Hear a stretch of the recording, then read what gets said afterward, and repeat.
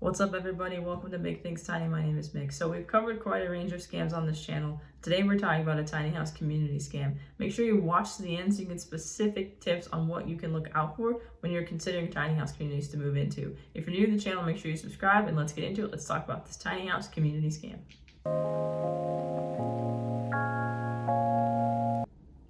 Alright, welcome back. So today we're talking about tiny house communities and the tiny house community scam.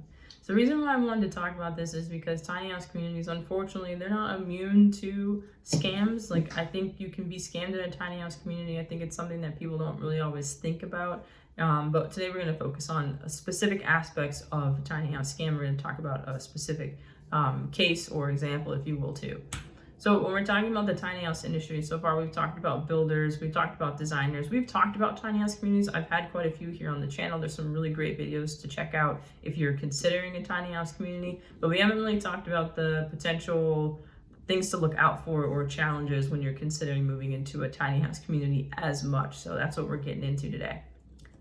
All right, so when we're talking about tiny house communities and the scam sort of aspect of it, we're talking about their presence online. We're talking about their websites, and we're particularly talking about their social media presence. As more and more tiny house communities create social media profiles, it's important to know what to look for. So today we're talking about a specific tiny house community. It's called Campbell's Tiny House Community. So I came across this on Instagram. So I want to say that I was looking at tiny house communities in general on Instagram. I was super excited when I found this. There's no website for the community. Admittedly, I didn't read the subject heading for the actual for the page. So when I saw Campbell's Tiny House Community, I figured, okay, this is the tiny house community, like it's actually a community. But it turns out that all of the content on their Instagram is stolen. And it's initially being sort of presented as tiny homes that are just for sale, but literally every single photo is stolen from an actual tiny house builder or people who have built their own tiny homes or live in tiny houses. So it kind of evolved into something a lot more intricate and unfortunately took a negative turn than what I was originally intending for when I went to go and check out their account. So that is a bit of a unfortunate circumstance, but I do think it's worth sharing with you all. So when I went to their page, so it's Campbell's Tiny House Community. So this is what their main page looks like. When you go to the Instagram, they've got a lot of followers. They don't have a ton of posts, but they do have a lot of followers. So they've got 4,000 followers, which it's not nothing, right? They've got their own logo. So the logo does say like Campbell's Tiny House Community. It's a little fuzzy and it's hard to see. It just looks like a rendering, but it's a logo, right? Like when you're starting out, your logo doesn't have to be perfect.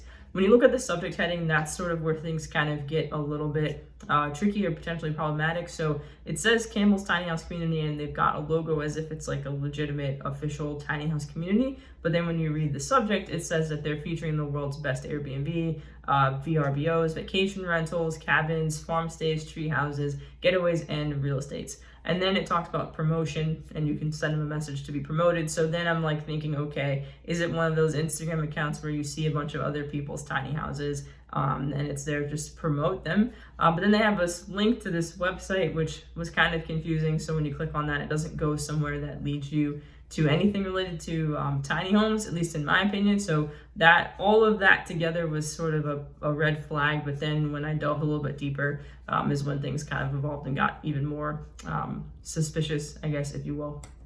So on the tiny houses for sale, so when you look on their Instagram and you scroll through all the pictures, it looks like a standard Instagram account for a tiny house company, but there's a few things that I think are important to note. So the main thing, and this is something I want y'all to think about when you're looking at accounts on Instagram, whether it be for a community or if it's for a builder or anything like that, you have to look at the quality of the photos. So in this case, the photos were extremely polished, like they're very perfect pictures of tiny homes. But the main thing that sort of stood out to me is that there's a wide variety in terms of the model or type. So again, remember that I didn't actually look at the description, which is my mistake, but it's also a mistake that a lot of us will make. So I'm actually glad I did it in this case.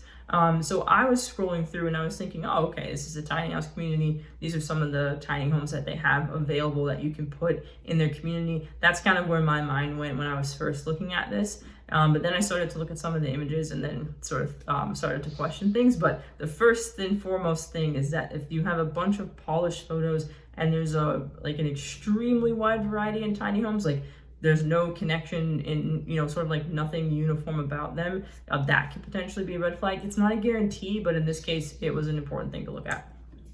So this one house on the left is what made me question the entire Instagram page, because for some reason in my mind I was like, haven't I seen this tiny house before? And it turns out that I had. So on Campbell's Tiny House Community Instagram page, this home is featured for $78,859. But when I did a Google Lens search, so for those of you who are not familiar, I don't know if this is a new feature. You can drop a comment and let me know if it is. It might just be new to me. But when you right click on an image now, so like in Instagram, there's an option for you to do a Google Lens search. So it saves you time. You don't have to do the copy the link address and then pop it into a separate tab in Google. You just click that and it gives you like something equivalent to like that screenshot like drag feature, but then it automatically pops up the Google image results on the right side of the screen. Super handy, saved me a bunch of time. I did that and it popped up with this model. So this is actually a photo of the K2 model by Tiny Idahomes, right? Idahomes. This is their model. So I had seen it before and it's sold for $65,900. So what they did in this photo, which I found, I guess it's kind of clever, if you will, they took a screenshot, I'm assuming, because it's a kind of a blurry photo, the one on the left, and they didn't show you the entire tiny house. I don't know if that gives it a bit of authenticity to someone that's just looking at it like, oh, this is like something someone would do. They would just take a zoomed in photo, but that was kind of what tipped me off. The second tiny house that was for sure, I was like, there's no way this is their tiny home, is the one on the left. So the tiny house on the left, beautiful, high-end photography. It was probably an expensive photo to hire someone to take. They were advertising this entire tiny home, which is almost 300 square feet, at $34,550. Remember, the really cheap price for something that looks luxurious, right there should be a red flag. But they were also tossing in a free installation of internet connection and electricity as well. And they were saying it's only for $2,750 down, okay? So this is where I was like, okay, there's no way, this has gotta be a scam. They're definitely trying to use other people's photos, especially with that $2,750 down. It's a random number and it's a small enough number that someone who's really excited and maybe doesn't know much about what's going on in this industry in terms of the deception side of things, unfortunately, would totally send them a message, send over that, less than 3K and then wait for their tiny house to be delivered, which we all know would not happen. So it turns out this is actually a very popular tiny house. It's the Carolina Treehouse Airbnb. I believe Levi Kelly did a YouTube video for it. So it's a very popular home in this sort of like niche space, if you've seen anything on YouTube or anything like that. But all the interior photos from Campbell's Tiny House Community's Instagram page match the Carolina Treehouse Airbnb. So it's an exact copy. They stole it. The big piece though, beyond just the photos they put in their posts, were their testimonial posts. So I was like, okay, if the pictures of the tiny houses they're trying to pass off on their own are stolen and they're changing the pricing and they're adding in all these features and they're having people privately DM them to give them 3K down, what about these testimonial posts? So the testimonial posts are a little bit different. So they've got this photo featured here on the left and it says, tiny house project completed. So they're saying, okay, we built this tiny home and congratulations, enjoy your tiny home, Mr. Walker. This on its own might not be a red flag to someone, and you see, I guess for Mr. Walker standing there really excited about the new tiny home build. So you think, all right, they built Mr. Walker this beautiful tiny home and this is their post saying basically like, congrats, right? But that's not the case. All this is stolen. So the picture is actually from a website called Nakamoto Forestry. They did an article on this cabin back in 2022. This cabin is designed by Den Outdoors using their plans. The individual hired a builder and they built this cabin. The individual's name is actually Steven. So this is not Mr. Walker.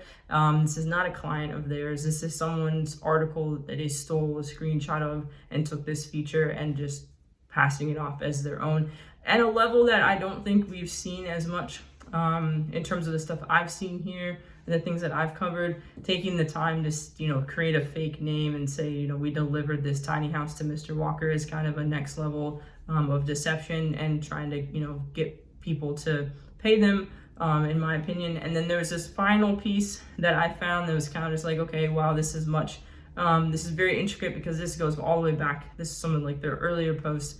So they have this post here where you have this tiny house on the left, you have this individual standing in front of it, and the post says, this morning we had an incredibly excited client in our work zone. So they're saying, okay, we brought this client to our workspace, joyfully watching the beginning of the last stage of their tiny home journey with us, the delivery. Today, he is one of our clients receiving their dream tiny house crafted with incredible craftsmanship, high quality stands, not standards, and our furniture amazingly finishing just the way we always do. Okay, so they're saying this is one of our clients. He's standing in front of our builds. This has been a journey. We always say that this is not the end of the journey, and we're here for you wherever we need. So this is a super intricate thing, right? So you're thinking, oh, okay, like this is their tiny house. It's like, you know, clearly looks like it's under construction. You've got this person standing there in front of it, and they're super excited. Like, this is great. And the tiny home itself is beautiful, right? So they did find really pretty tiny homes. This took some work for me to do. I had to do, so the Google Lens search for this one was actually not exact. So it didn't actually show me this exact picture. I found a Google Lens result for a tiny home that looked like just like this, but there was no person. So then I went to the Instagram account for that tiny house company, and I had to scroll back through their post all the way to 2023, okay, to find it. But I did find it, the exact post, and it's from Ruru Tiny Homes, which is based out of New Zealand, and it's almost copied exactly in terms of the content for the language of the post. So they talked about having an incredibly excited client. They talked about the craftsmanship, the journey from where they first met. As we always say, this is not the end of our relationship. We'll be here for you whenever you need. Welcome, welcome to your new home. So they got rid of the features, the aspects of it that would tip anyone off from this being, copied, plagiarized, it's stolen. So yeah, this was a lot of work. I don't know how they got rid of the Ruru Tiny Homes sort of like watermark. Maybe they erased it in Canva, because you can erase things in video and pictures in Canva. But yeah, so they put a lot of effort into this. So the main takeaway here is, don't go to this Instagram account, obviously. Campbell's Tiny House Community. Make sure that you don't engage with them. I will make sure that there's quite a few people again in this process that have to be reached out to in terms of the extent of this one. But yeah, so definitely another example of what to stay away from. But the other piece of it is that I was starting to think, okay, well, what if this had been a tiny house community? Because tiny house communities are starting to advertise more on social media, particularly on Instagram. It's a great place to put out different content about your community, to get people to learn more and get excited about it, right? And get hyped about what you're doing. So if this was a tiny house community, the main thing that I want y'all to pay attention to is the images in the post. When someone's creating a tiny house community and you're going to look at their Instagram, you've got to have something to go off of. So you've got to pay attention to the images they're putting out there. Like, are those actually theirs? Are they just stock photos? Renderings are okay, right? We're okay with renderings. Renderings means they put the time and the money in to pay someone to create a rendering for their tiny house community. Stock photos, we're going to be a little more hesitant about, because we don't know what that means. We got to look at the description for each post. That is huge. I think if you looked at the tiny houses themselves in this Campbell's Tiny House Community example and you didn't look at the post, it might take you longer to figure out that it was a scam. We also want to make sure there's photos of the community. Now, depending on the stage at which they create their social media account, there might not be too many photos, but we've got to have something. I would be more excited if I saw a tiny house community's Instagram with a dirt, show me a piece of dirt with the outlines for the pads or something like that, over absolutely nothing. The biggest red flag you can get, in my opinion, and correct me if I'm wrong, drop a comment. I definitely want to hear from y'all. I know you have a lot of experience in sort of looking at some of these things. DM me for more information, to me, is a red flag. Your contact information should be readily available. Your lot rent should be readily available. Your timeline for building the community, all of that should be readily available. There should be no questions about who you are, where you're building, when it's coming, how much it's going to cost me, and how I can get into contact with you. So if you're asking questions, or you're saying like, oh, this tiny house community looks awesome, I would love to move here, what's the timeline? And they're like, DM me for more info, I would consider that to be a red flag, because you feel the same way if you were on Facebook when they're like, oh, private messages only, right? So use the same sort of logic when you're looking at different types of social media. Treat them all the same. All right, so what if the price is right? This is something I've touched on a little bit, but this whole idea of a tiny house community potentially being a scam, also, it's important for us to talk about, because I know a lot of y'all are price conscious. So the issue is, unfortunately, is that in this day and age, with where this industry is currently at and where it's going, which I've talked about a ton, the price is not going to be as low as y'all want it to be. So when you come across anything that is cheap or seems really, really inexpensive, I would say tread lightly, because unfortunately the industry is just getting more expensive. So it's unlikely that you're going to find a tiny house community with lot rent for $150 a month. It's unlikely that you're going to find a beautifully built, luxurious, long-lasting tiny home for $25,000. So those are just things, unfortunately, we have to deal with now with where the industry is. So the takeaway here for the main tips for going tiny and looking at tiny house communities is that you've got to visit the community. I say this with the builders, you got to put hands on it, right? So if you can go and look at a dirt road, I will feel more confident in your ability to put money down for a reservation than absolutely nothing. If it's possible, get a copy of the agreement. I don't know if that's something that tiny house community owners do. So drop a comment if you've ever seen the agreement for a tiny house community beforehand, but I don't know if you're thinking about when you go to rent an apartment, you can see aspects of the lease, or you can at least get more details about the lease. You definitely want to be sort of on the lookout for deposit and reservation amounts. For a tiny house community, I personally wouldn't think your deposit should exceed too much more than the lot rent. So if you've got a tiny house community that you're super excited about, but they want like $10,000 for you to move in or reserve your spot, that's probably a potential red flag as well too. Talk to current residents if you can. Of course that's, between the owner and, their discretion with their residents. But if you can talk to someone who's already lived there, that would be really helpful to get a sense for what it's actually like to live there versus what you're being presented. And then I would consider this, and I don't know the legality of this, but I would say there's got to be some sort of protection clause in there for you.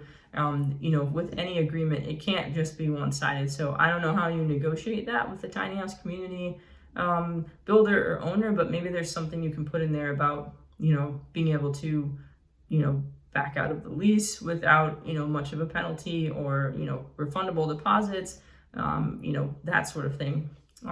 But yeah, what do you think? This was a tough one for me because I was excited to find a tiny house community like on Instagram that seemed kind of new.